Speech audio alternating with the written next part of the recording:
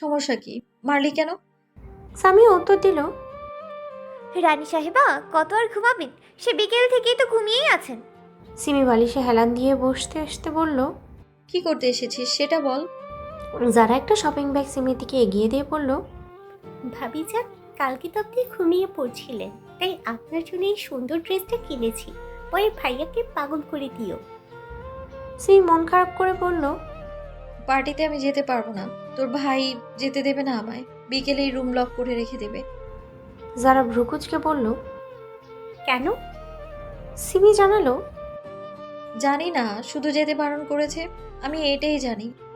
বলেই Simi shopping bag ওদের দিকে দিতে গেলে যারা বলল, হুম, ফিরিয়ে দিস না। পার্টিতে যেতে না পারিস, রুমে থাকিস। ভাইয়া যখন আসবে তখন পরিস।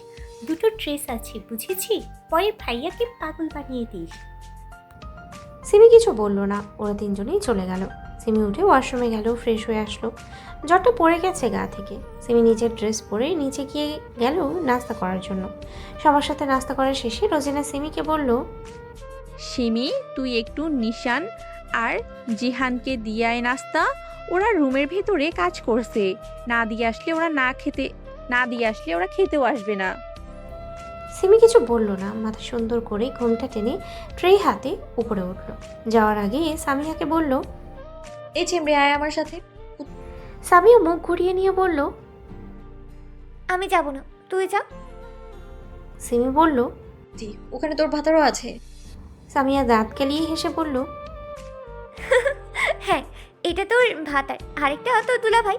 যা যা, দুলাভাই আর ভাতারকে নাস্তা দিয়ে আয়। সিমি আর কোনো কথা না বলে উপরে গেল।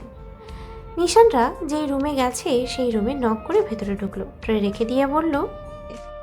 খাবার খেয়ে আবার কাজ করেন। বলেই সিমি চলে যেতে নিলে নিশান বলে উঠল। তোকে বাইরে বেরোতে কে বলেছে? সিমি একটা ঢোক গিলে বলল। নাস্তা করতে বেরিয়েছিলাম। নিশান এইবার ধমকের সুরে বলল। ইডিয়েট, রুমে যা, তোকে যেন আর বেরোতে না দেখি। সিমি কিছু না বলে দৌড়ে নিজের রুমে গিয়ে বেডে বসে নিশানকে গালি দিতে দিতে বলল। শালা বিদেশি কুত্তা, আমি কি অন্যের সাথে পালিয়ে যাচ্ছি নাকি? হনুমান ইঁদুরের বাচ্চা, গরুর 10 নম্বর বাচ্চা, আস্ত একটা গাধা। বলে সিমি বেডে শুয়ে ফোন বের করে কোরিয়ান ড্রামা দেখতে লাগলো। দেখতে দেখতেই দুপুর পেরিয়ে বিকাল হয়ে আসলো। 4:30 হয়েছে। বাড়িতে এইবার বিজনেসম্যানেরা এক একজন আসতে ধরেছে। তাজউদ্দিন, সালাউদ্দিন ওদের ওয়েলকাম জানাচ্ছে। জামালউদ্দিন রান্নার দিকে দেখছেন। নিশান আর জিহান মাত্র কাজ শেষ করে উঠল। জিহান নিজের রুমে ঢুকে দেখলো সামিয়া আলমারিতে কি যেন খুঁজছে। জিহান আস্তে আস্তে রুমে ঢুকে দরজা লাগিয়ে সামিয়ার একদম কাছাকাছি দাঁড়িয়ে বলল, বউ কি করছো এভাবে? হুট করে এমন কণ্ঠ শুনে সামিয়া ভয় পেয়ে লাফিয়ে উঠে পিছনে ফিরে যেতে নিলেই জিহানের বুকে ধাক্কা লাগে। জিহান মুচকি এসে বলল। আরও একটু উপরে লাফ দিলে খুব সুন্দর দেখাচ্ছিল। সামিয়া ভয় একপাশে রেখে বলল। আপনি এখানে কি করছেন? জিহান প্রশ্ন করল। প্রশ্নটা আমার, তুমি এই রুমে কি করো? সামিয়া হেসে বলল। রুমটা তো আমার, তাই আসছিলাম। এখন সরেন, আমার কাজ শেষ। এই রুমে পরে আসবো আবার। বলে যেতে নিলেই জিহান সিমির কোলে হাত দিয়ে নিজের কাছাকাছি এনে বলল। রুমটা নিজের বলে দাবি করছো, তো রুমের এই মানুষটাকে কেন নিজের বলে দাবি করছো না বউ? সামিয়া উত্তর দিল। কারণ আপনাকে আমার লাগবে না। বলেই ছাড়াতে লাগলে জিহান আরো শক্ত করে চেপে ধরে বলল। তোমার লাগবে না, তবে আমার লাগবে। বিয়ে করেছি কাল থেকে বউকে কাছে পাইনি, এখন পেয়েছি মনটা আনচান করে বউয়ের আঁচল ধরে বেড়ানোর জন্য। সামিয়া দাঁত কেলিয়ে হেসে বলল। আপনার মনে 10 বালতি পানি, কারণ আমি শাড়ি পরি না। জিহান বলল। পরো না পূর্বে, পরে আমার হাতে তোমার শাড়ির আঁচল বেঁধে দিয়ে এই গান গাইবে। আঁচলে বান্ধিয়া রাখিব গো তোমারে, আঁচলে বান্ধিয়া রাখিব। সামিয়া জিহানের থেকে ছাড়া পাওয়ার জন্য নড়াচড়া করতে করতে বলল। সে ঘুরে বালি, আমি কখনো এটা বলবো না। সরে যান। জিহান অবাক হয়ে বলল। বউ, তুমি আমাকে জান বললে? সামিয়া বিরক্তির কণ্ঠে বলল। যেতে বলেছি আমার কাছ থেকে। সামিয়ার বিরক্তি মুখ দেখে জিহান টুক করে সামিয়ার ঠোঁটে শব্দ করে চুমু খেয়ে সামিয়াকে ছেড়ে দিয়ে বলল। তোমার বিরক্তি মুখ দেখতে দারুণ, তাই সামলাতে পারলাম না আর কি। বলে জিহান ওয়াশরুমে ঢুকে গেল। এদিকে সামিয়া নিজের ঠোঁটে হাত দিয়ে কিছু সময়ের জন্য স্তব্ধ হয়ে গেল। উঠে ফিরতেই সে ওয়াশরুমের দরজার দিকে তাকিয়ে গালি দিতে দিতে চলে গেল রুম থেকে। নিশান রুমে এসে আগে শাওয়ার নিয়ে নিল। সে নিজেকে রেডি করে নিল একেবারে। সে কালো স্যুট পরেছে। সিমি চুপচাপ বসে ফোন দেখছে, কিন্তু আর চোখে নিশানকে ঠিকই দেখছে। নিশান নিজের চুল সেট আপ করতে করতেই বলল, এত আর চোখে না দেখে সরাসরি দেখ, তোর হাজবেন্ড এত সুন্দর, দেখতে থাক। সিমি চোখ নামিয়ে ফোন দেখতে দেখতে বিড়বিড় করলো, সুন্দর না ছাই, বিদেশি কুত্তা। আমি দেখছি সেটা কিভাবে বুঝলো? নিশান এবার সিমির কাছে আসলো। সিমির বাহু ধরে টেনে তুললো। সিমির কপালে গভীর চুমুন দিয়ে বলল, আমি রুমে খাবার পাঠিয়ে দেব, রুম থেকে একদম বেরোবে না যতক্ষণ না পর্যন্ত আমি আসছি। চুপচাপ বসে ফোন দেখো। সিমি কিছু বলল না। নিশান এইবার সিমির ঠোঁটে শব্দ করে চুমু খেয়ে বাইরে থেকে রুম লক করে বেরিয়ে গেল সব গেস্টদের ওয়েলকাম জানানোর জন্য।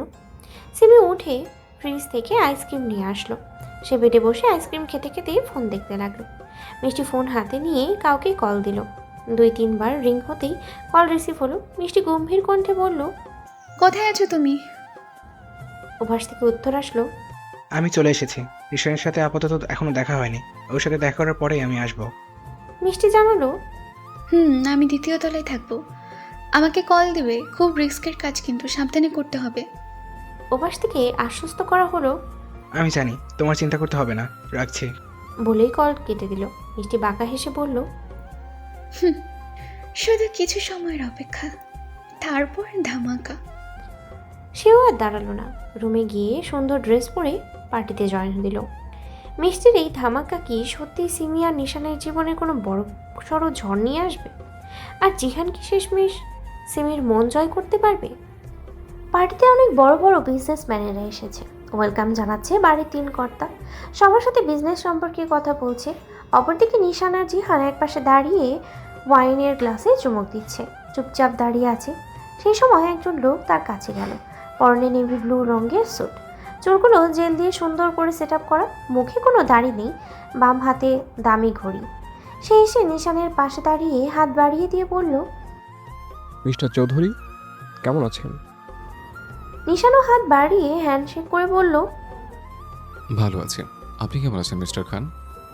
লোকটা হেসে বলল, মোটামুটি ভালোই। তো কি অবস্থা? বিজনেস সম্পর্কে কাকে দেবে ভাবলে? নিশান একটা ওয়াইনের গ্লাস লোকটার দিকে এগিয়ে দিয়ে বলল, কতজনকেই তো দেখলাম, আপাতত সঠিক কাউকে দিতে চাই, যে কাউকে ইচ্ছে করে ধাক্কা মেরে চলে না যায়। লোকটা ওয়াইনের গ্লাস হাতে নিল, তাতে এক চুমুক দিল। নিশানের দিকে ফিরে বলল, তো মিস্টার চৌধুরী, আপনার মিসেস কোথায়? দেখছি না তো। নিশান বাঁকা হেসে বলল, তাকে যেখানে থাকার কথা সে সেখানে আছে। আমি খুবই জেলাস আমার ওয়াইফকে নিয়ে, তাই সবার সামনে প্রেজেন্টেশন করি না। লোকটা হেসে বলল। জেলাস থাকা ভালো। নিশান বিদায় জানিয়ে বলল। এনজয় করুন সবার সাথে। লোকটা আর কিছু না বলেই চলে গেল। লোকটার নাম হলো শারজিদ খান নীল, বয়স 25। তার বাবার ব্যবসাতে এখন নিজেই বসেছে। সেই 10 বছর ধরে আমেরিকায় ছিল, কয়দিন আগেই বাংলাদেশে শিফট হয়েছে, আর এখানে বিজনেস পার্টিতে জয়েন হতে এসেছে। লোকটা যেতেই জিহান নিশানকে বলে উঠল, এই লোকটা সুবিধার না, তোর কি মনে হয়? নিশান ওয়াইনের গ্লাসে চুমুক দিয়ে বলল। সে তো 10 বছর আগে থেকে সুবিধার ছিল না। জিহান ভ্রুকুচকে বলল। মানে? নিশান এই জায়গা ছেড়ে যেতে যেতে বলল, মানের উত্তর তোর বউর কাছে নিয়ে শোন, কানে কাছে ফ্যান ফ্যান করিস না। বলেই নিশান চলে গেল। নিশানের পিছু পিছু জিহানও গেল। এখানে অভি আর আয়ানও এসেছে। তাদেরও নিজস্ব বিজনেস আছে। অভি আর আয়ান নিশান আর জিহানের কাছে আসলো। আয়ান জিহানকে বলল, কিরে, শুনলাম বিয়ে করেছিস? জিহান উত্তর দিল, তো কি করব না, আজীবন কি চিরকুমার থাকবো? আয়ান কাতো কাতো ফেস করে বলল, তো আমাদেরও তো একটু করিয়ে দিতে পারিস। জিহান আগের মতোই বলল, মেয়ে দেখ আর করে ফেল, বিয়ে করতে বারণ করছে কে? আয়ান হাসি মুখে বলল, মেয়ে তো পছন্দ আছেই, শুধু তুই একটু সেটিং করিয়ে দিলেই হবে। জিহান ভ্রুকুচকে বলল, কোন মেয়ে? আয়ান হাত উঠিয়ে ছাদের একদম কার্নিশে দাঁড়িয়ে থাকা কয়েকটা মেয়ের দিকে ইশারা করলো। জিহান তাকিয়ে দেখলো কয়েকটা মেয়ে আছে। জিহান বলল, কোন মেয়েটা? আয়ান বুঝিয়ে বলল, ওই যে কালো গাউন পরে দাঁড়িয়ে আছে যে মেয়েটা, চুলগুলো কত সুন্দর করে ছেড়ে দিয়েছে, মুখ তেমন মেকআপও নেই, তাই মেয়েটার সাথে সেটিং করিয়ে দে ভাই। তো মামা তো বোন হয় তাই না, দে একটু ভাই। আয়নের কথা শেষ হতেই জিহান ওর দিকে রাগে চোখে তাকিয়ে বলল। কুত্তার বাচ্চা, তুই আমার বউয়ের সাথে সেটিং করতে চাস? আয়ন অবাক হয়ে বলল। ওটা তোর বউ? জিহান দাঁতে দাঁত চেপে বলল। তো কি আমার দাদি লাগছে? বলে নিশানকে বলল। আগের বার হাত ভেঙেছিস, এইবার আমি কি করব? নিশান স্বাভাবিকভাবেই বলল। বেশি কিছু না, টুপ করে ছাদ থেকে ফেলে দে। আয়ান 2 হাত উঁচু করে বলল। মাপ চাই ভাই, লাগবে না তোদের খাতির, আর জীবনেও আসবো না, বারবার এইভাবে অপমান সহ্য হয় না। বলে অভিকে নিয়ে আয়ান সেই জায়গা ত্যাগ করলো। জিহান আর কিছু বলল না, সে সোজা সামিয়ার কাছে গেল। গিয়ে সামিয়ার হাত ধরে টানতে গেলে সামিয়া বলে উঠল। সমস্যা কি, টানছেন কেন এভাবে? জিহান কোনো কথার উত্তর না দিয়ে সামিয়াকে কোলে তুলে নিয়ে চলে গেল সেই জায়গা ছেড়ে। সামিয়া জোরে জোরে হাত পা ছোড়াছুড়ি করতে লাগলো, কিন্তু কোনো উপায়েই ছাড়া পেচ্ছে না। জিহান সামিয়াকে সোজা নিজের রুমে নিয়ে গেল, দরজা লক করে সামিয়াকে বেডে ফেলে দিল। সামিয়ার মাজায় হালকা ব্যথা পেল। সে উঠতে নিলেই জিহান তার একদম কাছে আসলো। সামিয়ার কোমরের খাঁচে হাত দিয়ে সামিয়াকে নিজের কোলে বসিয়ে নিল। সামিয়া ছাড়া পেতে চাচ্ছে কিন্তু পাচ্ছে না। সামিয়া বলল, কি করছেন আপনি, সরে যান। জিহান দাঁতে দাঁত চেপে বলল। এত সেজে তোকে পার্টিতে যেতে কে বলেছে বল? সামিয়া উত্তর দিল, আমি যাব, তাতে আপনার সমস্যা কি? ছেড়ে দেন আমাকে। জিহান হুঁশিয়ারি দিয়ে বলল। তো সাজের 12টা বাজিয়ে তারপর ছাড়বো। বলে জিহান নিজের শুষ্ক ঠোঁট দ্বারা সামিয়ার কোমল 2 ঠোঁট দুটো নিজের দখলে করে নেয়। সামিয়া ছাড়া পেতে চায় কিন্তু সে নড়তে পারছে না। সামিয়ার দম বন্ধ হয়ে আসছে। এইদিকে জিহান সামিয়ার ঠোঁটে ইচ্ছে মতো জোরে জোরে কামড় দিচ্ছে। সামিয়ার ঠোঁট জ্বালা করছে, রক্ত বের হয়েছে মনে হয়। টানা 10 মিনিট পরে জিহান সামিয়াকে ছেড়ে দিল। সামিয়াকে বেডে ফেলে দিয়ে বলল, তোকে যদি আমি আর পার্টিতে যেতে দেখেছি, তাই 6 আর খুন করে ফেলবো তোকে। চুপচাপ ফ্রেশ হয়ে রুমে বসে থাক। আমাকে যতটা ভালো ভেবেছিলিস, আজ থেকে ততটা খারাপ আমার মধ্যে পেয়ে যাবে। বলে জিহান বেরিয়ে গেল। যাওয়ার সময় দরজাটা জোরেই আছাড় দিয়ে চলে গেল। এদিকে সামিয়া কান্না করছে, তার কষ্ট হচ্ছে, ঠোঁট দুটো জ্বলে ছাই হয়ে যাচ্ছে। সে কি করেছে যে তাকে এমন শাস্তি দিচ্ছে? তার বোনও তো ওখানে আছে, তাকে তো কিছু বলছে না। সামিয়া নিজের একটা 3 পিস নিয়ে ওয়াশরুমে ঢুকে গেল। এই হিসাব সে সুদে আসলেই তুলে নেবে। সিমি সেই থেকে রুমে ফোন দেখতে দেখতে বোর হয়ে যাচ্ছে, তাই সিমি এইবার ফোন রেখে বেড থেকে নামলো। জারাদের দিয়ে যাওয়া শপিং ব্যাগ হাতে নিল। সেটাতে কি আছে বের করলো। 2টো ড্রেস পেল সে, একটা মিষ্টি কালারের গাউন আর একটা সাদা রঙের জামার মতো। সিমি ভ্রু কুচকে সাদা জামাটা তুললো। সে মিলিয়ে দেখলো এটা জামা না শার্টের মতো।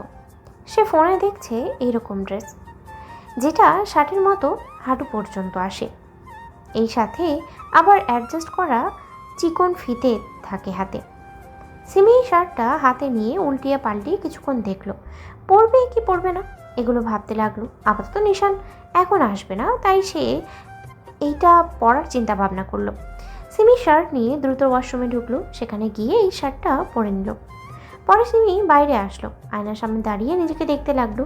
নিজেকে দেখে যেন নিজেই ক্রাশ খাচ্ছে। সিমি নিজের ফোন দিয়ে কিছু ছবি তুললো।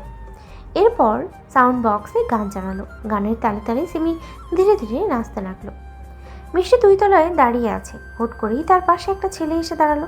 ছেলেটাকে দেখে মিষ্টি বলল, কেউ দেখেনি তো তোমাকে? ছেলেটা উত্তর দিল, না, এখন দ্রুত ওই রুমে ঢুকতে হবে আমাকে। কোথায় রুম?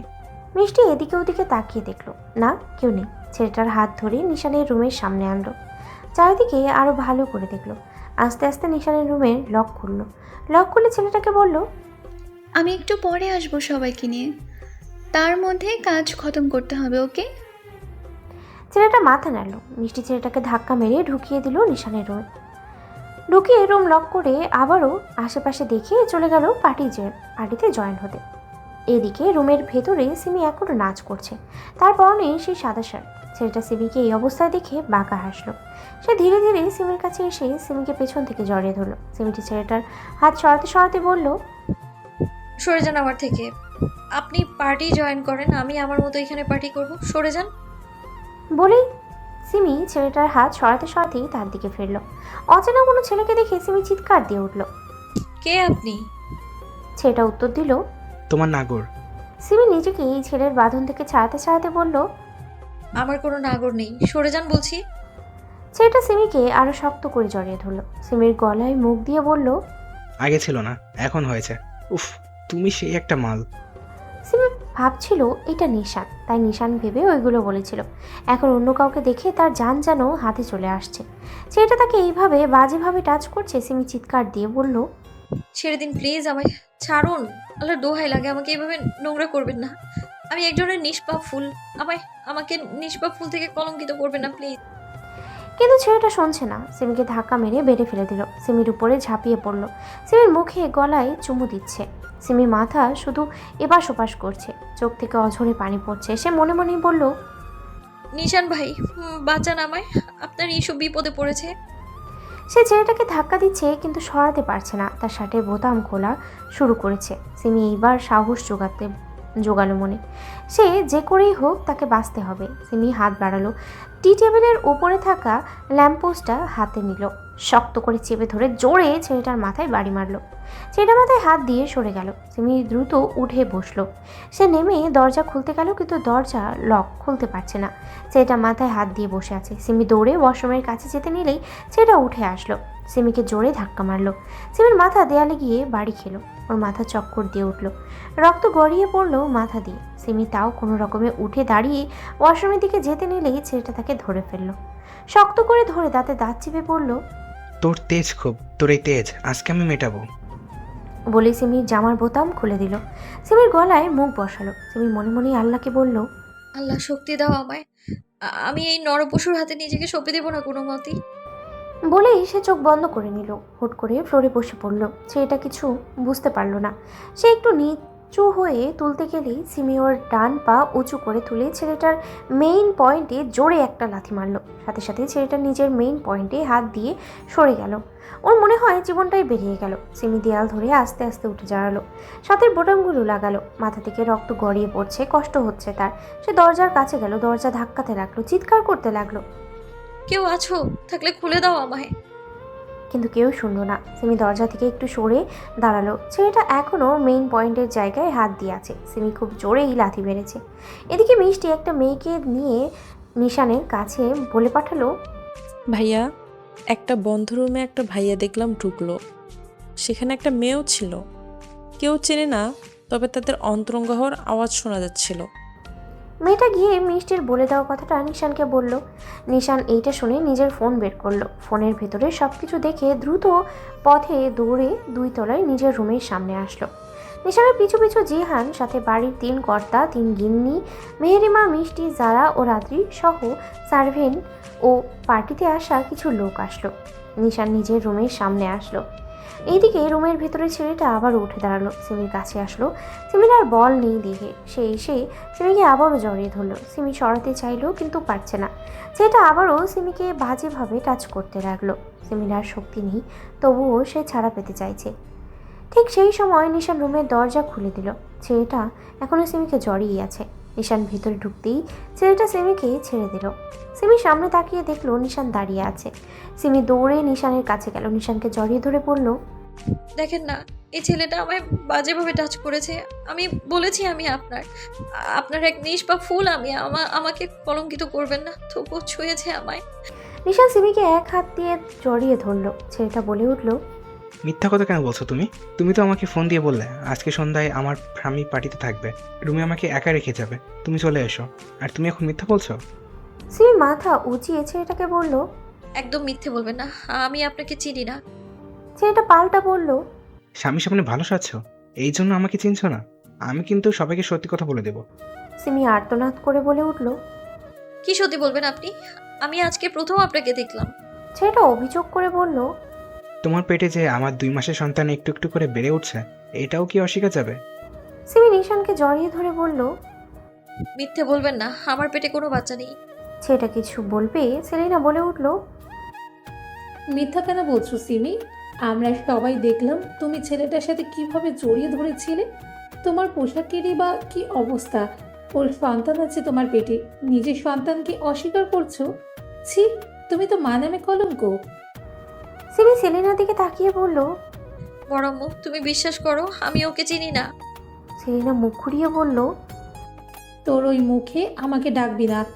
তুই আমাদের বাড়ির কলঙ্ক। এখন অন্যের সন্তান তুই আমার ছেলের ঘাড়ে দিবি? ছি, তোর লজ্জা করলো না এমন কলঙ্কময় কাজ করতে? তোকে দেখেও আমার ঘৃণা হচ্ছে। নিশান, তুই এখনো এই কলঙ্কিত মেয়েকে এইভাবেই নিজের বউ বলে দাবি করবি? সেলিনার কথা শেষ হতে রোজিনা কান্না করতে করতে বলল। বড় আফা, আমার ছোট মেয়েটা এমন না, ও কলঙ্কিত না। আমার মেয়েকে এমন কথা বলো না বড় আফা। সেলিনা উত্তর দিল। যে পাপ কাজ করে বেড়াবে তো কাকে কি বলবো? ছি, আমার ছেলেকে এখনো কিভাবে জড়িয়ে আছে। পোশাক তো আস্তাগফিরুল্লাহ। ছি ছি ছি ছি ছি, ঘরের মধ্যে নাগরটিকে এনে পেট বাঁধিয়েছে। থু। সেলিনার কথা শেষ হতেই নিশান হুঙ্কার দিয়ে বলল। স্টপ। আর কোনো দ্বিতীয় বাক্য কারো মুখ থেকে আমি শুনতে চাই না। বলে জিহানকে উদ্দেশ্য করে বলল। জেহান, এই ছেলেটা ওর মিষ্টি সহ ওর খালামুনিকে নিয়ে আমার টর্চার সেলে যা। আমি আসছি। জিহান 2টা বডিগার্ড ডাকলো। মিষ্টি আর ছেলেটাকে ধরালো। মিষ্টি আর ছেলেটা বলতে লাগলো, আমরা কি করলাম, আমাকে ধরেছে কেন? সেলিনা ওদের বাঁচাতে গেলে জিহান তাকে ধরলো। সেলিনা জিহানকে বলল। আমাকে ধরলি কেন তুই? জিহান সেলিনাকে নিয়ে যেতে যেতে বলল। সেইটা নিশান বলবে। বলে ওদের 3জনকে টানতে টানতে নিয়ে চলে গেল। নিশান বলে উঠল। রুম থেকে বেরিয়ে যাও সবাই, ফাস্ট। কেউ আর রুমে দাঁড়ালো না, সবাই চলে গেল। তাজউদ্দিন আর জামালউদ্দিন মিলে পার্টিতে থাকা প্রতিটা মানুষকে চলে যেতে বলল। ক্ষমা চাইলো আজকে পার্টি হবে না এই জন্য। সালাউদ্দিন ও কিয়া মিলে রোজিনাকে সামলাচ্ছে। সবাই চলে যেতেই নিশান গিয়ে রুমের দরজা লক করলো। সিমি কান্না করতে করতে নিশানকে বলল। বিশ্বাস করুন আমি ওকে চিনি না। আমার পেটে কারো অবৈধ সন্তান নেই। আমাকে একমাত্র হালালভাবে আপনিই ছুঁয়েছেন, হারামভাবেও কাউকে ছুঁতে দিইনি আমি। বলতে বলতেই সিমি ঢলে পড়ে গেল। তার মাথা থেকে অতিরিক্ত ব্লিডিং হয়েছে আর কান্নার ফলে সেন্সলেস হয়ে গেছে। নিশান গিয়ে সিমিকে পাজা কোলে করে তুলে বেডে শুইয়ে দিল। ফার্স্ট এড বক্স এনে সিমির মাথা থেকে রক্ত পরিষ্কার করে ব্যান্ডেড করে দিল। সিমির গায়ে ব্ল্যাঙ্কেট টেনে দিয়ে সিমির বাম হাত শক্ত করে চেপে ধরে বলল। আই এম সরি ইস্যু, আমি তোকে সেভ করতে পারিনি। তবে কথা দিচ্ছি, তোর এই অবস্থায় যে যে করেছে তাকে আমি ছেড়ে দেব না। তোর কষ্টের প্রতিটা ফোঁটা যন্ত্রণা তাদের অনুভব করাবো আমি। আমার কলেজে নিয়ে খেলতে আসার পরিণতি কী হতে পারে এর হিসাব তারা দেবে। মেরে ফেলবো জানে। বলে থামলো। সিমির কপালে গভীর চুমু দিল। নরম কণ্ঠে বলল। আমি জানি আমার ইস্যু নিষ্পাপ, তোকে বারবার বলতে হবে না, তুই নির্দোষ।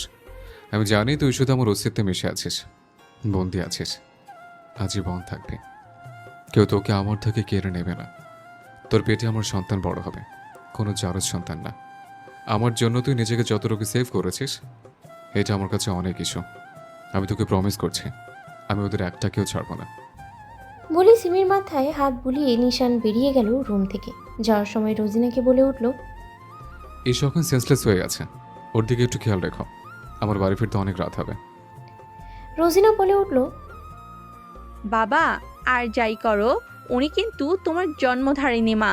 তোমাকে 10 মাস 10 দিন পেটে রেখে 2 বছর বুকের দুধ খাইয়েছে, তোমাকে এত বড় করেছে কত স্নেহ দিয়ে। হয়তো একটু ভুল বুঝেছে, তুমি তাকে বেশি কষ্ট দিতে যেও না। তাকে বোঝাবে, সে বুঝবে। নিশান কিছু বলল না। বাড়ি থেকে বেরিয়ে নিজ গন্তব্যের দিকে পাড়ি জমালো। রোজিনা সোজা নিশানের রুমে গেল। নিশানের রুমে ঢুকে সিমির কাছে গিয়ে চুপচাপ বসে রইল। তার ছোট্ট মেয়েটা এইটুকু বয়সে কত কি সহ্য করলো, এইসব ভেবেই কান্না আসছে। নিশানের টর্চার সেলে আজ কি কি বিভৎস অপেক্ষা করছে সেটা সেলিনা আর মিষ্টির জন্য।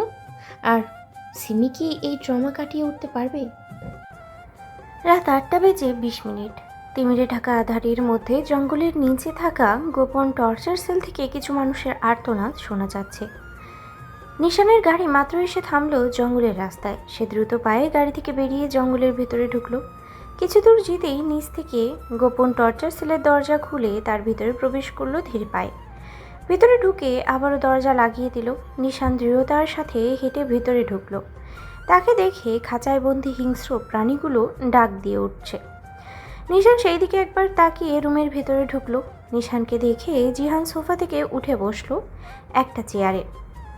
নিশান গিয়ে সোফায় বসে জিহানের উদ্দেশ্যে গম্ভীর কণ্ঠে বলল। তুই যা এখান থেকে। জিহান কোনো প্রশ্ন না করে বেরিয়ে গেল। সেলিনা নিশানকে দেখেই বলে উঠল, আব্বু, তুই আমাদের এখানে এনেছিস কেন? কি বাজে গন্ধ, আমার বমি আসছে। নিশান কোনো উত্তর দিল না। ঘাড় এপাশ ওপাশ কাত করে ঘাড় ফুটিয়ে নিল। নিশান উঠে দাঁড়ালো।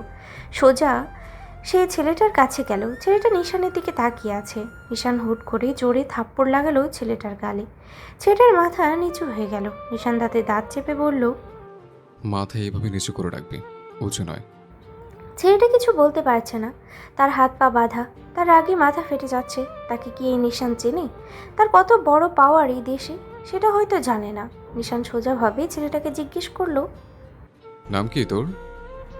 ছেলেটা এখনো কোনো কথা বলছে না। নিশান পাশে থাকা এক রড তুলে ছেলেটার হাতে জোরে বাড়ি মারলো। ছেলেটা জোরে চিৎকার দিয়ে উঠল। নিশান এইবার বলল, নাম কি? ছেলেটা রাগী তিতির করতে বলল, সফরাজ খান নিলয়। নিশান ভ্রু কুঁচকে বলল, নীলের ভাই? নিলয় মাথা নাড়ল। নিশান শান্ত কণ্ঠে বলল, পার্টিতে কি করতে এসেছিলিস? নিলয় উত্তর দিল, আব্বুর বিজনেস সম্পর্কে আসছিলাম। নিশান প্রশ্ন করল, আমার বউকে নষ্ট করার কথা কে বলেছে তোকে? নিলয় কিছু বলল না, চুপ রইল।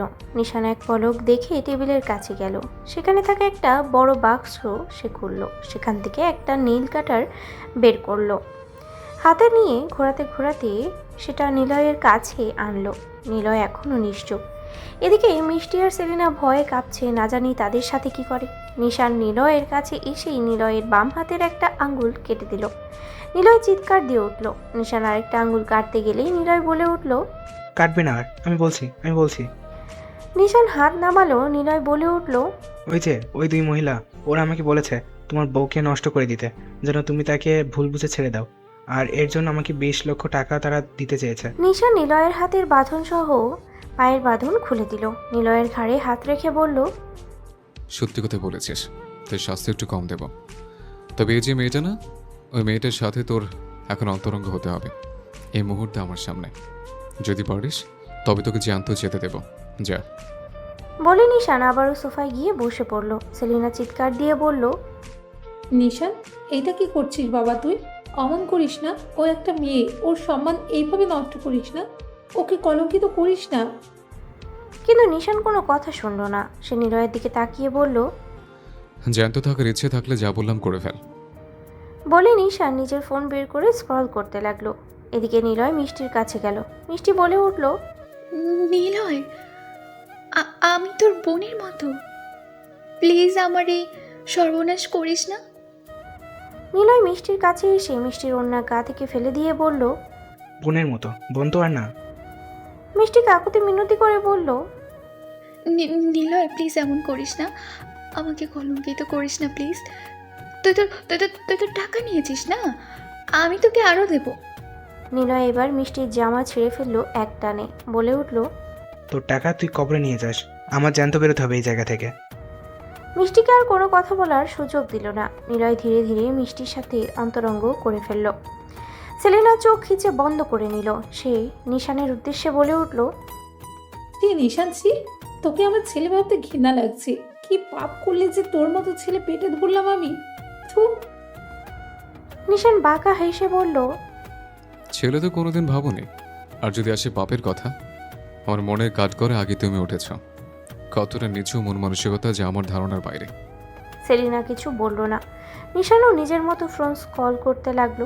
10 মিনিট পরে নিলয় নিশানের কাছে আসলো। বলল, ভাই যা করতে বলেছো আমি করেছি, এবার আমাকে যেতে দাও। নিশান ফোন রেখে দিল। নিলয়ের কাছে আসলো। নিলয়ের হাতে ঘাড়ে হাত দিয়ে বলল, খুব ভালো। আমার কথা যারা শুনে চলে তাদের আমি লাইক করি। তবে যে আমার পার্সোনাল ফুলকে অপবিত্র করে সে হাজার আমার কথা শুনলেও তো বাঁচতে পারবে না। বলেই প্যান্টের পিছনে গুজে রাখা ছুরি বের করে সোজা নিলয়ের বাঁ পাশের বুকে কোপ মারল। নিলয় চিৎকার দেওয়ার আর কোনো সুযোগও পাচ্ছে না। নিশান টেবিলের কাছে এসে 2টা বোতল আনলো। হাতে হ্যান্ড গ্লাভস পরে 2 বোতলে থাকা নাইট্রিক অ্যাসিড দিল নিলয়ের 2 হাতে। নিলয় ছটফট করতে লাগলো, নিচে পড়ে গেল। নিশান বসলো তার পাশে। ছুরি দিয়ে নিলয়ের বুকে বারবার কোপ দিতে দিতে বলল, ছুঁয়েছিলিস তো আমার ইস্যুকে? এই কুত্তার বাচ্চা, বুক কাঁপে না একবারও? আমি যদি জানতে পারি তোর কি অবস্থা হবে, তোর কলিজা ছিঁড়ে কুত্তা দিয়ে খাওয়াবো, চাঁড়ারের বাচ্চা। বলে নিশা নিলয়ের বাঁ পাশের বুকে বরাবর কোপ দিতে লাগলো। নিলয়ের কলিজাটা হাত বাড়িয়ে তুলে নিল। সে উঠে দাঁড়িয়ে টেবিলের কাছে থেকে বড় ছুরি তুলে এনে নিলয়ের পাশে বসলো। ফচফচ করে নিলয়ের দেহের গোস্তের মতো করে কাটলো, যা দেখে মিষ্টি আর সেলিনার চোখ বুজে আছে। নিশার নিলয়ের গোস্তের দিকে তাকিয়ে হুঙ্কার ছাড়লো, তোর অবস্থা এর থেকেও খারাপ হবে। তোর এই গোশত আমি তোর পরিবার দিয়ে খাওয়াবো, আমার ইস্যুকে নষ্ট করার জন্য তোর এই পরিণতির আজকাল। বলে উচ্চস্বরে জিহানকে ডাক দিল। জিহান রুমে আসলো, দেখলো মিষ্টি একটা ওড়না জড়িয়ে আছে গায়ে। সেলিনা আর মিষ্টি দুজনেই চোখ বন্ধ করে আছে, আর নিশান নিচে বসে আছে, তার মুখে রক্তের ফোঁটা। তার পাশে আছে নিলয়ে কেটে রাখা মাংস। জিহান আসতেই নিশান বলল, এই গোশতগুলো আমার হিংস্র প্রাণীদের দে, আর 2 কেজি তুলে রাখ, ওর বাড়িতে পার্সেল করে পাঠিয়ে দেবো, সাথে কলিজা কুকুরও দিয়ে খাওয়া, যা কুইক। বলে নিশান উঠে দাঁড়ালো। জিহান 5 মিনিটের মধ্যে জায়গা পরিষ্কার করে চলে গেল। নিশান এইবার ধীর পায়ে মিষ্টির কাছে গেল। মিষ্টি কাঁপছে, তার সাথে কি করবে জানে না। সে আগে থেকেই শরীর দুর্বল করে দিয়েছে। নিশান গিয়ে মিষ্টির পাশে দাঁড়ালো, শান্ত কণ্ঠে বলল, নিজে মেয়ে হয়ে অন্য মেয়েকে কিভাবে নষ্ট করতে চাইছিলিস বল? মিষ্টি কেঁপে উঠল, বলল, ভুল হয়ে গেছে, মাফ করে দাও। নিশান হেসে বলল, মাফ? আজ যদি আমি ঠিক সময় না আসতাম, আমার ইস্যুকে ছেড়ে দিতিস তোরা? কি ভেবেছিস ভুল প্রমাণ করবি ইস্যুকে আমার কাছে? মিষ্টি কিছু বলবে এর আগেই নিশান নিজের শক্ত হাতে চড় বসালো মিষ্টির গালে। মিষ্টির মাথা চক্কর দিয়ে উঠল। নিশান আবারও একটা চড় মারল। মিষ্টির মাথা যেন আরও ঘুরছে। নিশান টেবিলের কাছে গেল, একটা গ্লাসের ভিতরে কি যেন ঢাললো, যার গন্ধ মিষ্টি আর সেলিনার নাকে আসলো। তাদের পেটের নাড়িভুড়ি যেন উল্টিয়ে বেরিয়ে আসতে চাইল। নিশান সেই গ্লাসটা মিষ্টির কাছে আনলো। মিষ্টি দম বন্ধ করে রাখছে, গন্ধ নিতে পারছে না। নিশান মিষ্টির মুখের কাছে গ্লাস ধরে বলল, আজ 1 বছর ধরে পুজ সংরক্ষণ করে রাখছি আমি, ভাবছিলাম কোনো একদিন কাজে দেবে। ফাস্ট, দ্রুত খেয়ে ফেল। মিষ্টি মাথা এপাশ ওপাশ করে না করতে লাগলো। নিশান বাঁকা হেসে মিষ্টির মুখ ধরে 1 গ্লাস পুজ তাকে খাইয়ে দিল। মিষ্টি সম্পূর্ণ খেলো ঠিকই, কিন্তু খাওয়ার সাথে সাথে হড়হড় করে বমি করতে লাগলো। পেটের নাড়ি ভুড়িও যেন বেরিয়ে আসবে এমন বমি। নিশান বলল, মিষ্টি নাম হলেও মুখ থেকে আমার দুর্গন্ধযুক্ত পুজে বের হয়, তাই তোকে খাইয়ে দিলাম। ডোন্ট মাইন্ড, এখন অনেক কিছু আছে। বলে নিশান নিজের হাতে হ্যান্ড গ্লোভস পরল। মিষ্টি এখনো বমি করছে। নিশান একটা বোতলে নাইট্রিক অ্যাসিড নিয়ে আসলো। সেলিনা বলে উঠল, নিশান, নিশান বাপ, তোর পা ধরি, মারিস না মেয়েটাকে, মরে যাবে ও, ছেড়ে দে। কিন্তু নিশান কোনো কথার উত্তর না দিয়ে সেই অ্যাসিড ছুঁড়ে মারল মিষ্টির মুখে হাতে। মিষ্টি ছটপট করতে লাগলো, আর্তনাদ করতে লাগলো, কিন্তু এত আর্তনাদ যেন নিশানের কানে পৌঁছাচ্ছে না। নিশান ঘাড় এপাশ ওপাশ কাত করে ফুটিয়ে নিল। মিষ্টির সারা দেহ ঝলসে গেছে। নিশান এসে মিষ্টির হাতে পায়ের বাঁধন খুলে দিল। একটা ছুরি মিষ্টির হাতে দিয়ে বলল, নিজেই নিজেকে বারবার ছুরি দিয়ে আঘাত কর, তবে এটা সহজ শাস্তি হবে, আর না পারলে এর থেকে কঠিন শাস্তি পাবি। বলে নিশান আবারও সোফায় গিয়ে বসলো। মিষ্টি ছুরিটা শক্ত করে ধরলো। সেলিনার দিকে তাকালো। সেলিনা কান্না করছে, না করছে ছুরি দিয়ে আঘাত করতে। মিষ্টি নিশানের দিকে তাকিয়ে একটা মুচকি হাসি দিয়ে নিজের পেট বরাবর আঘাত করতে লাগলো ছুরি দিয়ে। 4 বারের মাথায় সে আর শক্তি পেল না, মাটিতে লুটিয়ে পড়ল, হয়তো শেষ নিঃশ্বাস ত্যাগ করেছে। সেলিনা কান্না করছে, যার জন্য এত দূর সে নেই, সে মারা গেছে। কি নিকৃষ্টভাবে খুন করা হলো তাকে। সেলিনার কান্নার মধ্যেই নিশান বলে উঠল, সেরেনা চৌধুরী, আপনার ওপিনিয়নগুলো আমাকে বলেন একটু, মানে আমার বউকে নিয়ে আপনার এত সমস্যা কোথায়? সেলিনা কান্না থামালো, নিশানের দিকে তাকিয়ে চিৎকার দিয়ে বলল, ঘৃণা করি আমি সিমিকে, শুধু ওর জন্য আমি তোকে 10 বছর কাছে পাইনি। 10 বছর দূরত্ব ঘুচিয়ে রাখছিল আমার থেকে। যেই বয়সে আমার ছেলের মায়ের আদর স্নেহ দরকার ছিল, সেই বয়সে আমার ছেলেকে শুধু ওই মেয়ের জন্য মেরে রক্তাক্ত করে বিদেশে পাঠিয়েছিল। আমি মা হয়ে কিভাবে ভালোবাসবো সেই অসহ্যকর মেয়েকে? নিশান গম্ভীর কণ্ঠে বলল, মানলাম এর জন্য, তবে তাকে নিয়ে যদি আমি সুখী থাকি, তবে আমার সুখে থাকার অক্সিজেন কেড়ে নিচ্ছেন কেন? সেলিনা উত্তর দিল, কারণ তোর পাশে আমি ওই সিমিকে সহ্য করতে পারি না। নিশান পাল্টা যুক্তি দিল, সহ্য করা কি না করার কি আছে? বিয়ে করছি আমি, বাসরও করছি আমি, আর কতদিন পরে বাচ্চা পয়দা করবো আমি। এগুলো আমি সহ্য করতে পারি। তা আপনি সহ্য না করার কারণ? সেলিনা বলল, তোর পাশে ওকে মানায় না, আমি সিমিকে সহ্য করতে পারি না, ভালোবাসি না, এটাই মূল কারণ। নিশান উঠে দাঁড়ালো। ঘৃণা থাকা ভালো, তবে এতটা পরিমাণ যার জন্য একবার আমার ইস্যুকে জঙ্গলের মধ্যে রেখে এসেছিলেন। তো একবার আমার ইস্যুকে নোংরা করতে চেয়েছিলেন। আরে মা নামে তো কলঙ্ক আপনি নিজেই নিজ হাতে নিজের ছেলের বেঁচে থাকার অক্সিজেনকে কেড়ে নিয়ে মারতে চেয়েছিলেন। ভেবে দেখেছেন একবারও ওই অক্সিজেন না থাকলে আপনার ছেলে আদৌ বাঁচবে কিনা? নিশান থামলো, ক্ষণিক পরে দাঁতে দাঁত চেপে বলল, ভুল করেছেন, অনেক বড় ভুল।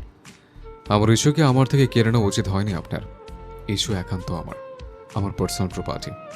এতটাই পার্সোনাল, ওর কিছু হলে তানভীর চৌধুরী নিশান ধুলোয় মিশে যাবে। সে যে তার ইস্যুকে ছাড়া বেঁচে থাকার কল্পনা করতে পারে না। বলে নিশান একটা অ্যাসিডের বোতল নিয়ে তার মায়ের কাছে আসলো। সেলিনা বলে উঠল, এখন কি নিজের মাকেও মারবি? মেরে ফেল, সামান্য একটা মেয়ের জন্য পাগল হয়ে মাকে মারবি, মার। নিশান বাঁকা হাসলো, বলল, পাপি আপনি হতে পারেন যে নিজের ছেলেকে কষ্ট করে জন্ম দিয়ে বড় করে আবার সে ছেলেকে গলা টিপে হত্যা করছে। বেশি কিছু করবো না, আপনার একটা হাত একটা পা আর আপনার অর্ধেক মুখ পুড়িয়ে দেব, যেন নিজের ছেলেকে হত্যা করার আগে 10 বার ভাবেন যে তাকে তো আমি নিজে পেটে ধরে মানুষ করেছি। বলে নিশান আর দাঁড়ালো না। তার মায়ের বাঁ হাত বাম পা সহ বাম পাশের মুখে নাইট্রিক অ্যাসিড দিল। সেলিনা চিৎকার করে উঠল, সাথে সাথে সেলিনার সেই জায়গাগুলো ঝলসে গেল। নিশান বলল, এটা লাস্ট চান্স, দ্বিতীয়বার এমন করলে আমি বুকে ছুরির আঘাত করতে দ্বিধাবোধ করব না। বলে নিশান বেরিয়ে গেল। জিহান বাইরে দাঁড়িয়েছিল। নিশান সেদিকে পাত্তা না দিয়ে সোজা বেরিয়ে গেল টর্চার সেল থেকে। জিহান রুমে গেল, সেলিনার হাত পায়ের বাঁধন খুলল, সেলিনাকে ধরে বেরোলো টর্চার সেল থেকে। নিজের গাড়িতে সেলিনাকে বসিয়ে হসপিটালের দিকে রওনা দিল। নিশান নিজের গাড়িতে বসে বাড়ির উদ্দেশ্যে রওনা দিল। তার রাগ এখনো কমেনি, মাথা ফেটে যাচ্ছে। ফুল স্পিডে গাড়ি চালাতে লাগলো নির্জন রাস্তার মধ্যে দিয়ে আধার রাতে। ভাই ভাই বডিগার্ডের কণ্ঠ শুনে নীল উঠে দাঁড়ালো। প্রশ্নবোধক চাহনিতে তার দিকে তাকাতেই বডিগার্ড বলল, ভাবির উপরে যে অ্যাটাক করেছিল সে আপনার ছোট ভাই নিলয়। নীল চোখ বন্ধ করে নিল। কিছুক্ষণ পরে বলল, বেঁচে আছে কি? বডিগার্ড জানালো, খুন করা হয়েছে তাকে। একটা পার্সেল আসছে, সেটাতে নিলয় ভাইয়ের মাংস আর একটা চিরকুট যেখানে দেখা নিলয়ের মাংস। নীল একটা দীর্ঘশ্বাস ফেলে বলল, যেটা হয় ভালোর জন্যই হয়। নিশান ওকে না মারলে আমি নিজ হাতে খুন করতাম। যেটুকু মাংস দিয়ে গেছে ওগুলো কবর দেওয়ার ব্যবস্থা কর, আর পুলিশদের ঘুষ দিয়ে বল আত্মহত্যা করেছে ট্রেনের তলে পড়ে। ধামা চাপা দিয়ে দে। বলে নীল উঠে চলে গেল বাড়ির ভিতরে। বডিগার্ডটি যেতে নিলেই আরেকটা বডিগার্ড বলে উঠল, জীবনে এই প্রথম একটা মানুষ দেখলাম যে নিজের ভাইয়ের খুনিকে কিছু না বলে আরও সেই খুনিকে বাঁচিয়ে ধামাচাপা দিচ্ছে। ওদের কথা শুনে প্রথম বডিগার্ড দাঁড়িয়ে বলল, নীল ভাই কেমন, তার সাথে 2টা বছর থাকলে বোঝা যাবে। আমি আজ 6 বছর ধরে আছি, তোমরা তো মাত্র 1 বছর হয়েছে। দ্বিতীয় লোকটা বলে উঠল, থাকা না থাকার প্রশ্ন আসবে না। একটা মেয়ের জন্য কিভাবে মারত নিজের ভাইকে? বডিগার্ডটি হেসে বলল, এই নীল ভাইয়ের বেঁচে থাকার একমাত্র অক্সিজেন এই মেয়েটাই, তাই তাকে নিয়ে কেউ খারাপ কথা বললেও 1 সেকেন্ডের ভিতরে লাশ বানিয়ে দিতে হাত কাঁপবে না ভাইয়ের। বলে আর দাঁড়ালো না বডিগার্ডটি। সে নিজের মতো কাজ করতে চলে গেল। লোক দুটো আর কোনো কথা বলল না, নিজের কাজে চলে গেল। এদিকে নীল নিজের রুমে গেল। তার দেয়াল জুড়ে শুধু সিমির ছবি। নীল একটা বড় ছবির সামনে গিয়ে দাঁড়ালো। সেই ছবিতে সিমি স্কুলে পড়তো সেই সময়ের ছবি। স্কুল ড্রেস পরা, 2 পাশে বেনুনি করা, চুল সামনে এনে রাখা, নদীর পাড়ে হাত মেলে দাঁড়িয়ে আছে। নীল সেই ছবিটার দিকে তাকিয়ে হেসে বলল, তুমি শ্যামলা না, তবুও তোমাকে আমার শ্যামা বলে ডাকতে খুব ভালো লাগে। দেখো শ্যামা, সেই ছোট থেকে তুমি কত বড় হয়ে গেলে। তোমার কি আদৌ মনে আছে তোমার নীল ভাইয়ের কথা? আমি দীর্ঘদিন পরে এসেছি শুধু তোমাকে দেখতে। তুমি বিয়ে করেছো শুনেছি, জোর করে বিয়ে করেছিল। নিয়ে যেতে চেয়েছিলাম আমার সাথে, কিন্তু আজকে দেখলাম তুমি ভালো আছো, কারোর সাথে জোর করে না। বলে থামলো নীল, নরম স্বরে বলল, আমি দূর থেকেই তোমাকে দেখব শ্যামা। তুমি ভালো থেকো অন্যের কাছে, আমার হৃদয়ের শ্যামা পাখি হয়ে। আমি না হয় প্রোটেক্ট করব দূর থেকে তোমাকে সকল বিপদ হতে। বলে নীল নিজের চোখের কোণে আসা নোনা পানিটুকু হাত দিয়ে মুছে ফেলল। আর দাঁড়ালো না, সোজা ওয়াশরুমের ভিতরে ঢুকে পড়ল। শাওয়ারের নিচে দাঁড়িয়ে চিৎকার করে কান্না করতে লাগলো। সে ভালো থাকতে চায়, তার শ্যামা তো ভালো আছে, তার ভালোতে না হয় সেও ভালো থাকার চেষ্টা করুক এই আশায়। রাত 1টা বাজতেই নিশানের গাড়ি এসে থামলো চৌধুরী মঞ্জিলে। নিশান নামলো, ধীর পায়ে হেঁটে সদর দরজার কাছে গিয়ে ডুপ্লিকেট চাবি নিয়ে দরজা খুলে ভিতরে ঢুকে দরজা লাগিয়ে দিল। পুরো বাড়ি অন্ধকার। এত রাতে তো আর কারোর জেগে থাকার কথা না। নিশান কোনো দিকে না তাকিয়ে সিঁড়ি বেয়ে উপরে উঠে নিজের রুমে গেল। রোজিনা মেয়ের মাথার কাছে বসেছিল। রুমের দরজা খোলার শব্দ হতেই সে তাকালো। নিশানকে দেখে উঠে দাঁড়ালো। নিশানের কাছে এসে বলল, খেয়েছিস কিছু? নিশান গম্ভীর কণ্ঠে জবাব দিল। রোজিনা পুনরায় বলল, খাবার এনে দিব আমি? নিশান উত্তরে জানালো, ইচ্ছে নেই। রোজিনা একটা দীর্ঘশ্বাস ফেলে বলল, বড় আপা কোথায়? নিশান উত্তর দিল। জিহান মেবি হাসপাতালে নিয়ে গেছে। রোজিনা ভ্রু কুঁচকে বলল, কি করছিস? নিশান একইভাবে গম্ভীর কণ্ঠে উত্তর দিল। প্রশ্নের জবাবদিহিতা করতে বলছি না, এখন আসতে পারেন। রোজিনা একবার সিমির দিকে তাকালো, পরে নিশানের দিকে তাকিয়ে বলল, আচ্ছা, সিমির জ্ঞান ফিরেছে অনেক আগে, তোকে খুঁজছিল। বললাম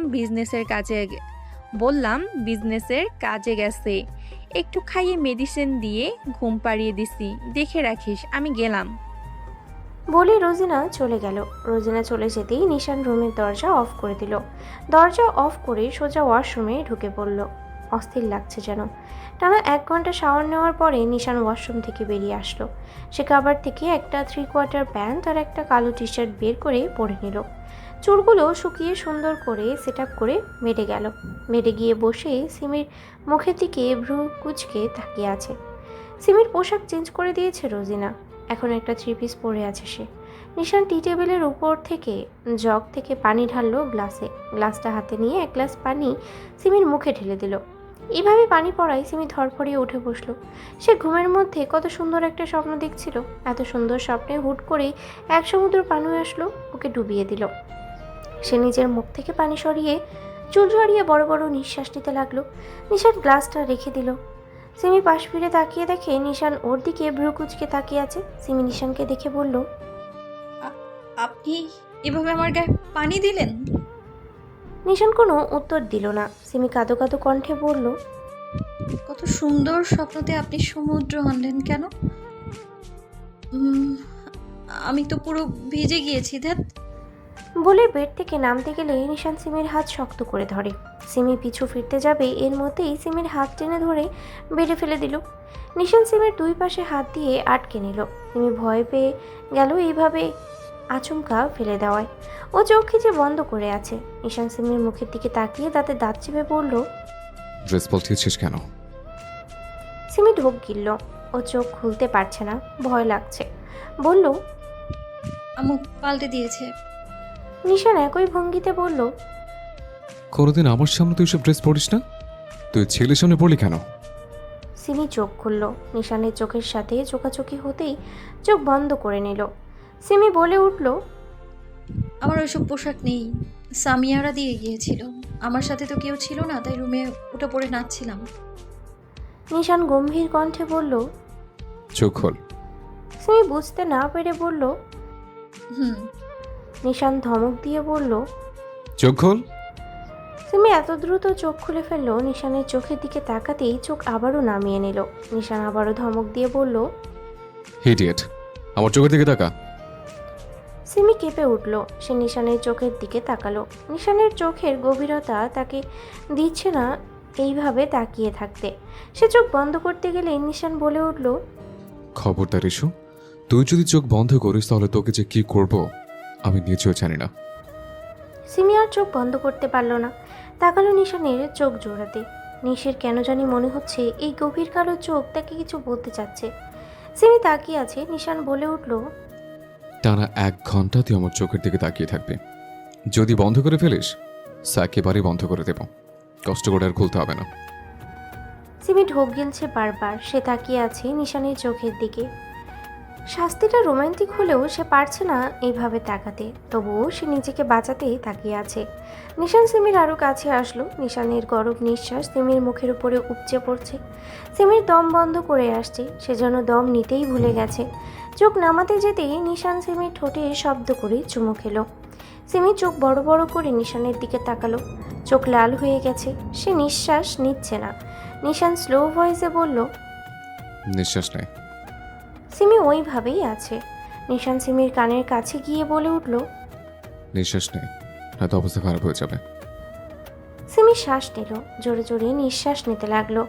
আর একটু হলেই হয়তো দম বন্ধ হয়ে মারা যেত। নিশান সিমির কানের লতিতে কামড় দিল। সিমি চোখ খিচে বন্ধ করে নিল। নিশান সিমির মুখের দিকে তাকালো। সিমি চোখ খিচে বন্ধ করে আছে। নিশান সিমির গালে শব্দ করে চুমু দিল। সিমির কপালেও শব্দ করে চুমু দিল। সিমি নিশানের ছোঁয়াতে বারবার কেঁপে উঠছে। নিশান উঠে বসলো। সিমি এখনও ওইভাবেই শুয়ে আছে। নিশান উঠে আলমারি খুলল। সেই জায়গা থেকে একটা ধারালো ব্লেড নিল। সেটা নিয়ে সিমির কাছে গেল। সিমিকে উঠিয়ে নিজের কোলে বসালো। ব্লেডটা সিমির গলার কাছে দিতেই সিমি চিৎকার করে বলল, আমায় মারবেন না, আমি তাকিয়ে থাকবো, তবু আমায় মারবেন না, যা বলবেন তাই শুনবো। নিশান ম্লান হাসলো। সে সিমিকে এক হাত দিয়ে শক্ত করে জড়িয়ে ধরল। সিমির বাম পাশের গলায় ব্লেড দিয়ে গভীরভাবে ক্ষত করে নিজের নামটা লিখে দিল, নিশান।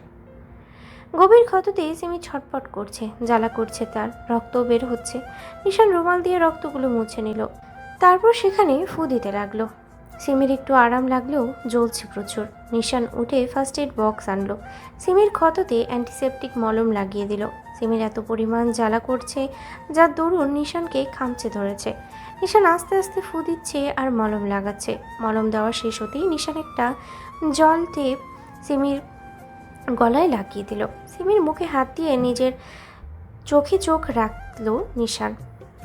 সিমি নিশানের চোখের দিকে তাকিয়ে আছে। যেই চোখের দিকে তাকিয়ে সে নিজেই নিজেকে দেখতে পাচ্ছে। নিশান গম্ভীর কণ্ঠে বলল, 10 বছর আগে তোর নাম আমার বাম পাশের বুকে খুব যত্ন করে খোদাই করে লিখেছে, যেন সবাই আমার থেকে দূরে থাকে, কোনো নারী আমাকে ছুঁয়ে না দেখ। আমি এক নারীর প্রতি আসক্তি। তাই এখন আমার নাম তোর গলায় লিখে দিলাম, কারণ কেউ তোকে স্পর্শ করার আগে জানুক তুই অন্যের নামে বন্দী। তানভীর চৌধুরী নিশানের ব্যক্তিগত প্রপার্টি। নিশানের কথা শুনে সিমি হতভম্বিত হয়ে গেল। হুঁশ ফিরতেই দ্রুত নিশানের টি শার্ট খুলে ফেলল। নিশানের বাম পাশের বুকে তাকাতেই দেখতে পেল খুব গভীর ক্ষত। সেখানে লেখা আছে সুন্দর করে ইস্যু। সিমি এইটা দেখে চোখের কোণে পানি জমল। সে হাত বুলালো, বলল, এত গভীর ক্ষত কেন করেছেন? ব্যথা লাগে না বুঝি আপনার? নিশান সিমির দিকে তাকিয়ে বলল, কারণ তোর অবস্থান এই গভীরের থেকেও বেশি গভীরে। সামান্য এটাতে আমার কোনো ব্যথা হয় না। সিমির চোখ ভর্তি পানি চিকচিক করছে। সিমি নিশানের দিকে তাকিয়ে বলল, এমন কেন আপনি? সবসময় পাগলামো করেন, নিজেকে আঘাত দেন, কষ্ট হয় না বুঝি? নিশান বলল, কি আছে কষ্ট করার জন্য? সিমি নিশানের মুখে 2 হাত দিয়ে ধরে বলল, কেউ নেই মানে? আমি কি মরে গেছি আপনার কাছে? নিশান রাগী চোখে সিমির দিকে তাকিয়ে দাঁতে দাঁত চেপে বলল, ট্রাস্ট মি ইস্যু, মরার কথা বলে দেখ, নিজ হাতে খুন করে দাফন করে ফেলব। সিমি হুট করে নিশানের গলা জড়িয়ে ধরল। হু হু করে কান্না করে দিল। সিমির কান্না দেখে নিশান রাগান্বিত কণ্ঠে বলল, তোকে বলেছিলাম না কান্না করবি না? তুই শুনতে পাস না আমার কথা? সিমি উত্তর দিল, আপনি বলেছিলেন আমি কান্না করতে পারবো 2টা কারণে, আপনার জন্য, আপনার দেয়া যন্ত্রণাগুলোতে। আমি এখন কান্না করছি আপনার জন্য, আমাকে আটকে লাভ নেই। নিশান শুনল না। সিমির বাহু টেনে ধরল। সিমিকে শক্ত কণ্ঠে বলল, আগলা পেরিতে আমার পছন্দ না, কান্না অফ কর আর জামা পাল্টে আয় কুইক। সিমি চোখের পানি মুছে ঠোঁট ফুলিয়ে নিশানের মুখের দিকে তাকালো। কোনো কথা না বলেই নেমে গেল। একটা জামা নিয়ে ওয়াশরুমে ঢুকে গেল। ওয়াশরুমে গিয়ে বিড়বিড় করতে লাগলো, শালা বিদেশি কুত্তা, তোকে আর পিরিত দেখাবো না আমি। যাবা শালা, দূরে গিয়ে রাগ দেখাবো আমি, পালের জামাই। জামাইয়ের জন্য কান্না করলেও নাকি আলগা পিড়ি দুর্বল। বলে জামা পরে বেরিয়ে আসলো। নিশান নিজের জায়গায় শুয়ে পড়েছে। সিমি কোনো কথা না বলে চুপচাপ বেরিয়ে শুয়ে পড়লো। নিশান লাইট অফ করে নিল। সিমিকে টেনে নিজের বুকের মধ্যে নিল। সিমি সরে যেতে চাইলে নিশান গম্ভীর কণ্ঠে বলল, তুই যদি আর একবার সরে যাওয়ার চেষ্টা করিস তো বেলকনিতে গিয়ে ধাক্কা মেরে ফেলে দেব। সিমি আর কিছু করলো না, চুপচাপ বিড়াল ছানার মতো গাপটি মেরে নিশানের বুকের ভিতরে শুয়ে রইল। নিশানও সিমিকে শক্ত করে জড়িয়ে ধরে ঘুমের রাজ্যে পাড়ি জমালো। রাতের আধার কেটে ধরণীতে সূর্যের আগমন ঘটল। সকাল 7:05। সামিয়ার ঘুম ভাঙা মাত্রই সে চোখ পিটপিট করে খুলে কিছুক্ষণ চুপচাপ অপরের দিকে তাকিয়ে রইল। আবারও চোখ বন্ধ করলো। চোখ খুলে দেয়াল ঘড়ির দিকে তাকাতেই দেখে 7টা বাজে। সে উঠে বসলো, আশপাশে তাকালো। বেডে দেখলো না, যেমনকার বেড তেমনই আছে, কোনো এলোমেলো নেই। সামিয়া ভ্রু কুঁচকে বলে উঠল, জবেদার ভাতার কি এই রাতে বাড়ি ফিরেনি? এইটা বলে নিজেই তাজ্জব বনে গেল। দ্রুত 2 গালে থাপ্পড় দিয়ে তওবা করতে করতে বলল, আস্তাগফিরুল্লাহ, নাউজুবিল্লাহ। ছি ছি সামু, তুই কবে থেকে জবেদার ভাতারের জন্য চিন্তা করতে লাগলি? দূরে গিয়ে জবেদার সাথে বাসর করুক, তুই বিন্দাস থাক। বলে উঠে দাঁড়ালো। কাবার থেকে নিজের জামা নিয়ে ওয়াশরুমে ঢুকে গেল। একেবারে শাওয়ার নিয়ে বেরিয়ে আসলো। আয়নার সামনে দাঁড়িয়ে চুলগুলো শুকিয়ে নিল। পাঁচ ক্লিপ দিয়ে আটকে দিয়ে রুম থেকে বেরিয়ে গেল।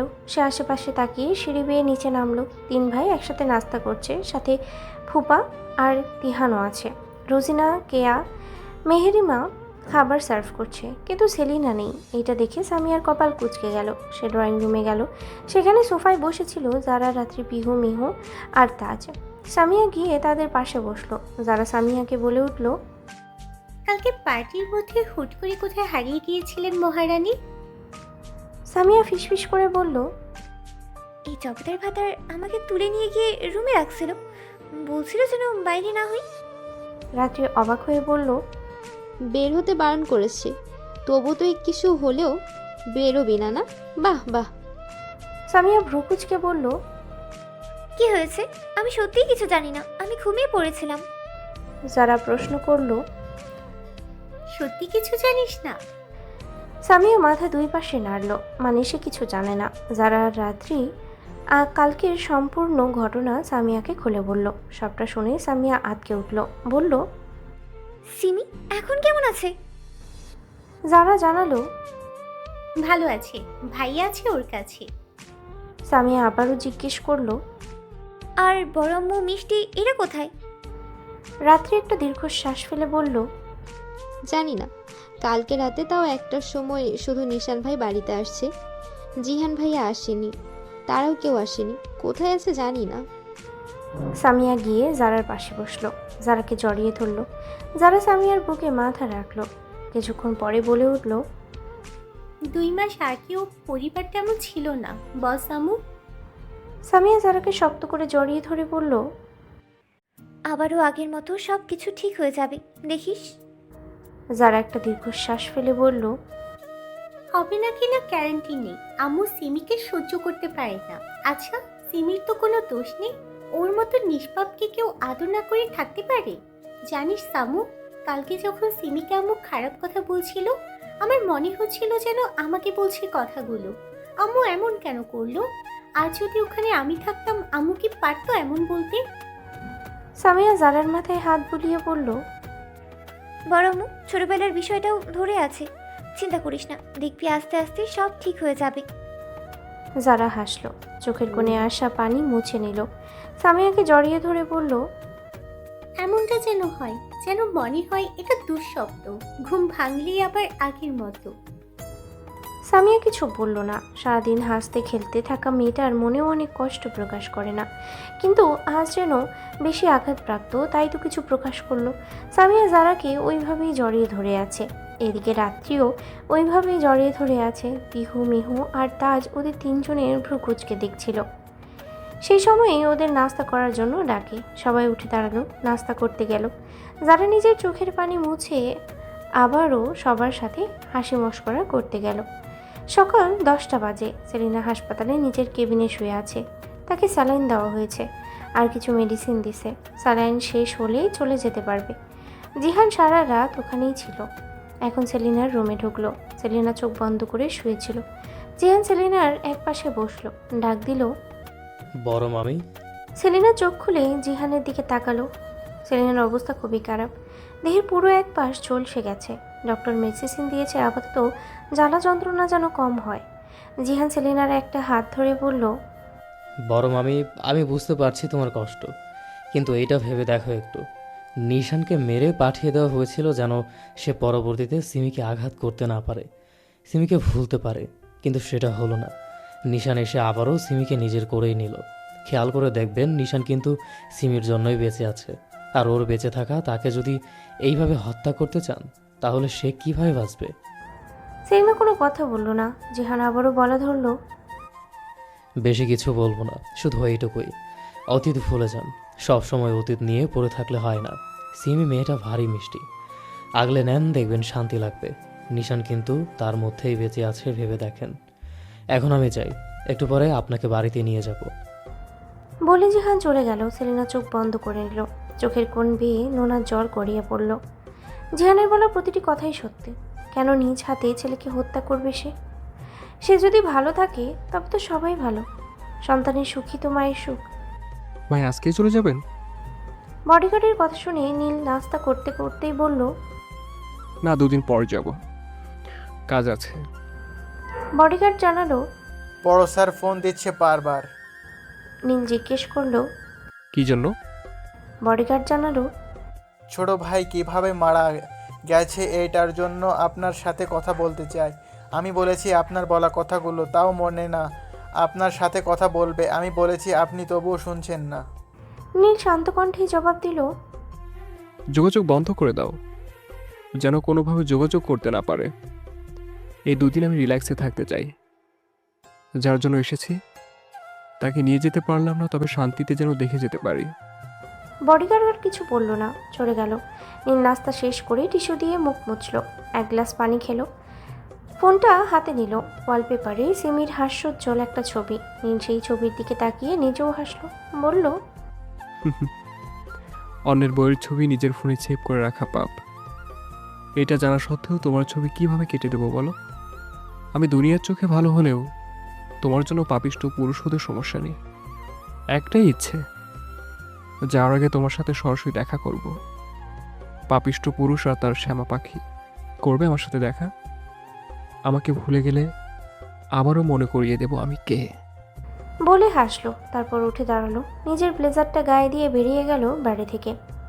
গাড়িতে বসে কোনো এক অজানা গন্তব্যের দিকে পাড়ি জমাতে লাগলো। নীলের এই গোপন প্রেম কি সিমিয়ার নিশানের সম্পর্কে নতুন কোনো অশান্তি ডেকে আনবে? আর সেলিনা কি সত্যিই পারবে সিমিকে মনে প্রাণে মেনে নিতে? দুপুর 2টা বেজে 4 মিনিট।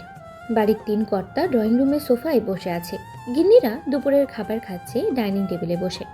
পিহু, মিহু, তাজ সবাই নিজেদের রুমে ঘুমাচ্ছে। যারা, রাত্রি, সামিয়া একসাথে বসে গল্প করছে উপরের রুমে। নিশান আর সিমি নিজেদের রুমে অবস্থান করছে। এমনই একটা সময়ের মধ্যেই জিহান সেলিনা চৌধুরীকে ধরে ধরে চৌধুরী ম্যানশনের ভেতরে প্রবেশ করলো। সেলিনা চৌধুরী নিজের শাড়ি দিয়ে মুখের এক পাশ সহ হাত ঢেকে রাখছে। পা মাটিতে ফেলতেও কষ্ট হচ্ছে, জ্বলে যাচ্ছে। তাই জিহান ধীরে ধীরে সেলিনা চৌধুরীকে আনছে। জিহান সেলিনাকে নিয়ে ড্রয়িং রুমের দিকে যেতেই সবার দৃষ্টি পড়ে তাদের 2 জনের দিকে। সবাই ভ্রু কুঁচকে তাকিয়ে থাকে জিহানের পাশে দাঁড়িয়ে থাকা ঘোমটা দিয়ে নিজেকে ঢেকে রাখা মহিলাটাকে দেখে। জিহান ধীরে ধীরে সেলিনাকে নিয়ে গিয়ে বসালো সোফায়। সে নিজেও বসলো তার পাশে। সালাউদ্দিন জিহানের উদ্দেশ্যে বলল, জিহান, কে ওটা? জিহান তার দিকে তাকিয়ে শান্ত কণ্ঠে বলল, বড় মামি। বড় মামি কথাটা সবার কানে ঢুকতেই সবাই আটকে উঠল। কি হয়েছে তার? এইভাবে কেন মুখ ঢেকে আছে? রোজিনা, কেয়া, মেহেরিমা খাবার ছেড়ে উঠে আসলো। রোজিনা এসে সেলিনার মাথার কাপড় খুলে ফেললো। সাথে সাথে সবাই চোখ বুজে ফেললো। একদম ঝলসে গেছে, এমন একটা অবস্থা। রোজিনা বলে উঠল, বড় আফা, এ কি অবস্থা আপনার? আপনি কই ছিলেন? কিভাবে হলো এগুলো? সেলিনা মাথা নত করে বসে আছে, কোনো জবাব দিচ্ছে না। যেন একটা দীর্ঘশ্বাস ছেড়ে বলল, নিশান করেছে এমন অবস্থা। সিমিকে বারবার আঘাত করতে চাওয়ার জন্য এই অবস্থা হয়েছে। রোজিনার চোখে পানি চিকচিক করছে। সে কান্না ভেজা কণ্ঠে বলল, করেছে তাই কি হয়েছে? সিমি তো তার মেয়ে হয়, করতেই পারে, তাই বলে এভাবে শাস্তি দিবে? এগুলো অন্যায় করেছে সে। রোজিনার কথা শুনে তাজউদ্দিন বলল, দেখো রোজিনা, সেলেনা নিজের পাপের শাস্তি পাচ্ছে। ও পথ ভুলে গেছিল, তাই নিশান তাকে পথে ফেরাতে চেয়েছে। এটাই তার প্রাপ্য। রোজিনা উঁচু গলায় বলল,